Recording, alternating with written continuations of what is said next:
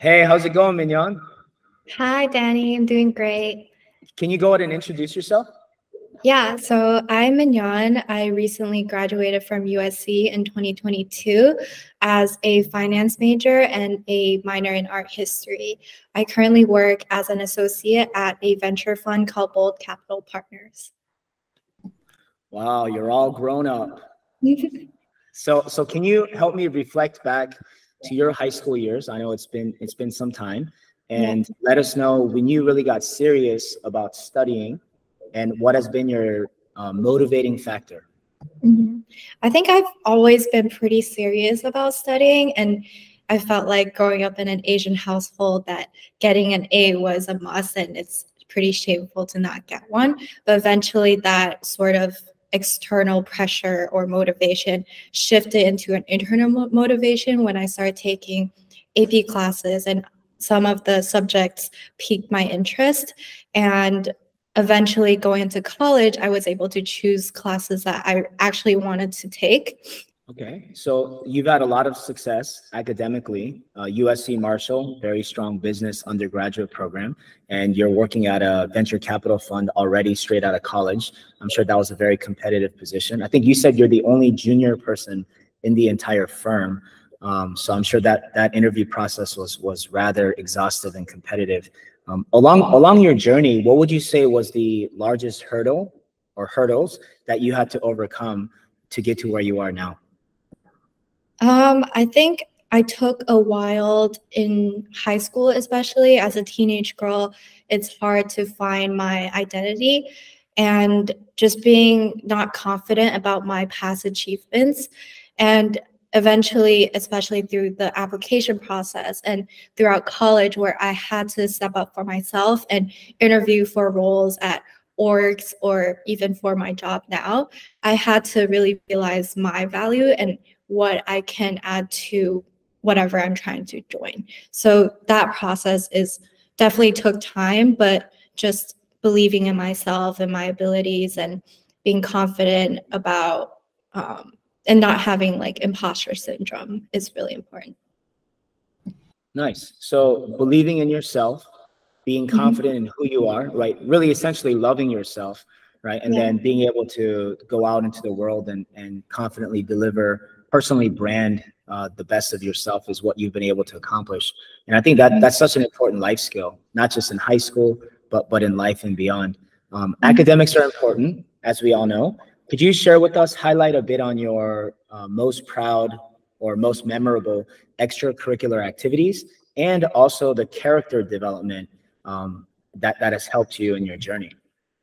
So I actually have been trained or was a trained dancer growing up, and I was a national champion, competed in international tournaments. Super proud of that till now. And what I learned, like skills that I've still have been using today, is definitely first perseverance. I trained for like 14 hours a day, and there are low points where I didn't believe in myself and I had to push myself to get back up. And another thing is that I was a Latin dancer and I danced with my brother. So communication skill is super important. We would get in fights and we would have different opinions on how we want to approach things, but ultimately being able to come to solutions. I can say this because I know your brother, your older brother, and you. I can say probably most of those fights was probably him bullying you because you're actually such a sweet soul and you just putting up with it. But yeah, it just gave me some good memories, a blast from the past.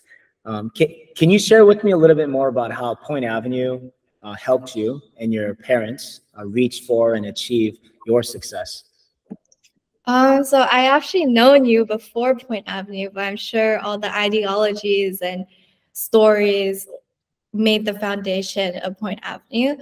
I think that you weren't just a counselor or a teacher. You were my older brother that I really looked up to, and all the life stories that you shared with me, whether that's at West Point or stories after that, really motivated me to move forward, whether that's through my application process, or even in college when I'm facing hard times. These are the stories I think back to that push me forward. So yeah, I want to ask you, what do you think attributed the most to your application process? I think for sure is understanding myself and what kind of environment that I flourish in the most, and how, because there are many, many great colleges in the US, and how do you pick and choose where you will be able to eventually flourish and do amazing at? Because I feel like I've seen a lot of my friends who went to various colleges that didn't really fit them and they would have a hard time. But for me, I was able to find a great community at USC, build a great network, which USC Marshall is known for, and that eventually led me to land my job at my current firm. Yes, USC Marshall absolutely has a very tight-knit business and professional community. Could you share with the audience a bit more about the types of activities and opportunities that you took part in while at USC in the 4 years that you believe helped you launch your career? So I was involved in various investment orgs, accelerators, and of course a business fraternity that also satisfied not only my professional side and also my social side.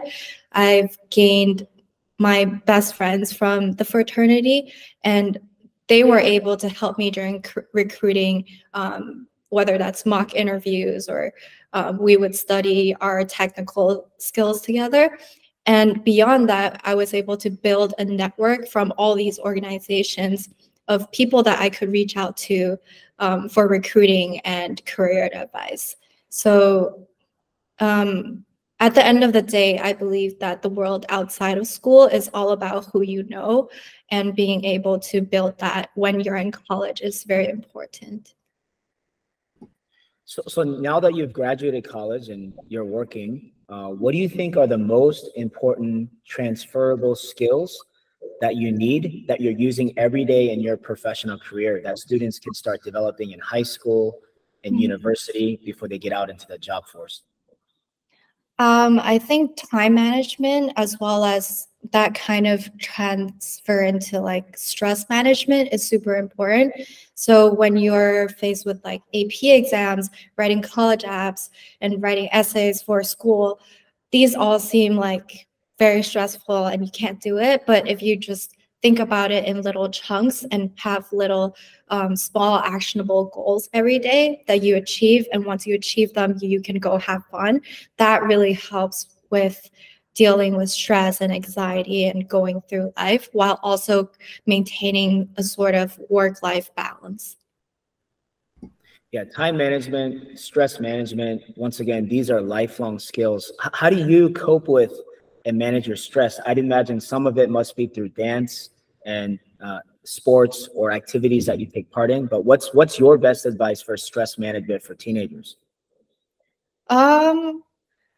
I think a lot of times when teenagers face stress, they dig even deeper and it becomes like a loophole of like endless stress. But if you just take a step back and, like you said, I would go dance or go play golf or just go hang out with friends, and then you go back in and think about the issue in a more clear mindset, that's super helpful.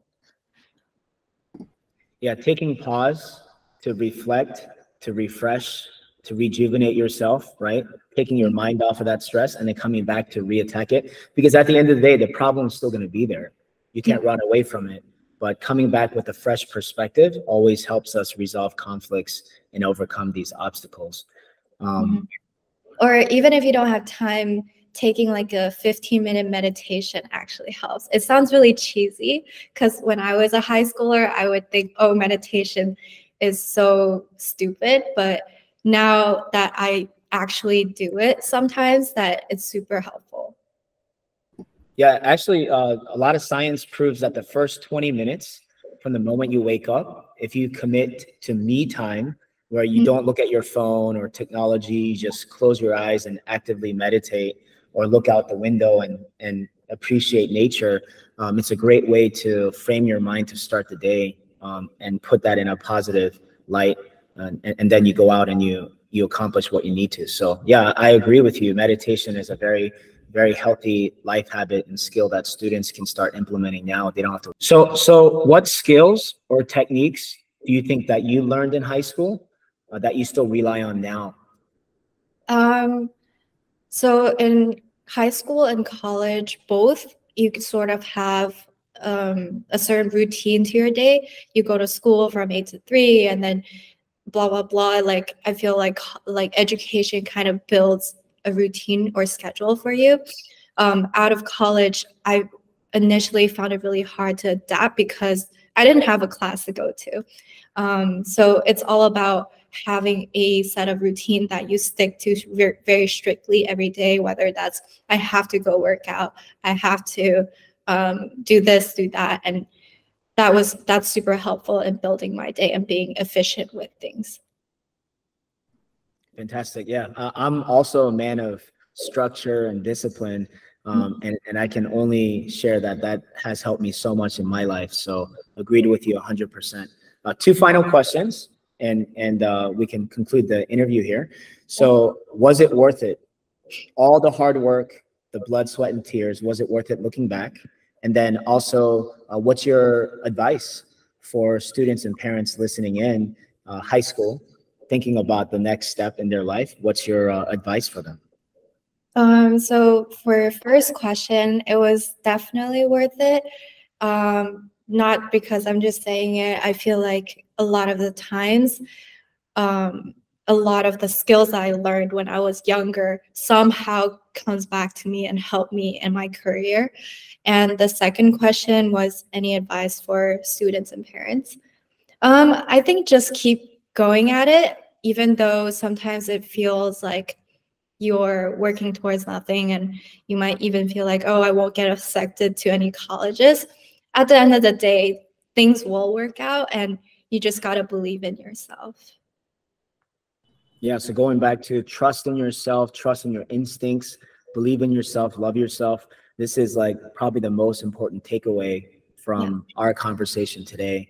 And I think, Mignon, once again, incredibly proud of you, the woman that you've become and the career that you're building and the life that you have ahead. Congratulations on all your success, and thank you for making time for our students and parents. Thank you.